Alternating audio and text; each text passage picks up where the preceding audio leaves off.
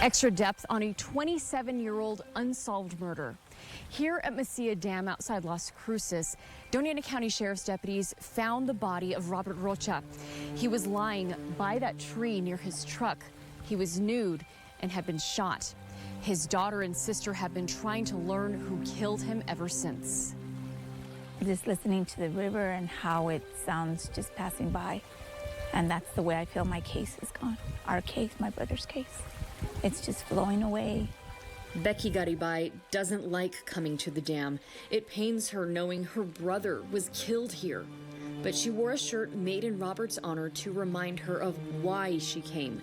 She wanted me to see where her brother's life ended and her family's nightmare began.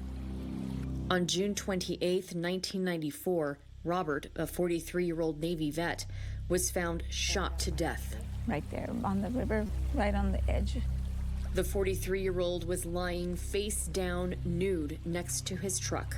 And it was still running when they found him, and then they took the truck in. Blood and heartbreak. It was awful.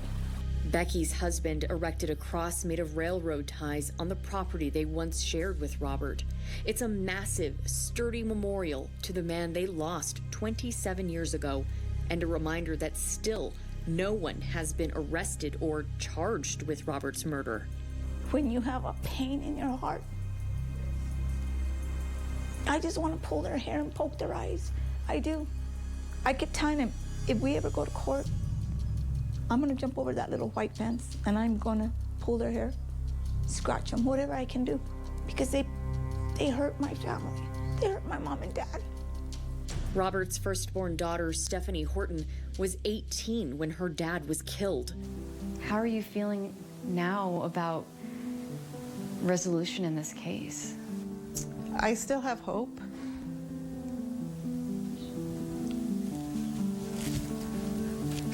It's okay. Take your time. I pray every day, though. I pray, for God to please help us. Just, for an answer. She met with me in Las Cruces this spring. She traveled from Florida to get an update on the investigation from the new detective handling the case in the Doña County Sheriff's Office, and to share suspicions about who might know more about the murder than they're willing to admit. While Stephanie and Becky suspect the murderer knew Robert well, Stephanie goes further. She thinks her father's death is linked to someone in her family. I just believe that he knows more than what he's ever been willing to say. But will that person give Stephanie the answers she needs? You brought up my dad, but it's been all these years, and my one question for you though, how come you've never tried to go and talk to investigators? Well, I did. But the sheriff says some people may need to open up once again to help shed more light on this unsolved murder. We just want some closure. We want to move forward, and we hope we can make something out of this case. But I do believe in this case it will take a couple of people to really be forthcoming about the circumstances of that night. So to me, any time we can keep even a partial light on some of these older cases, to me there's always hope. In this episode of ABC 7's Borderland Crimes, who the family thinks is holding back information or could even be responsible for Robert Rocha's death.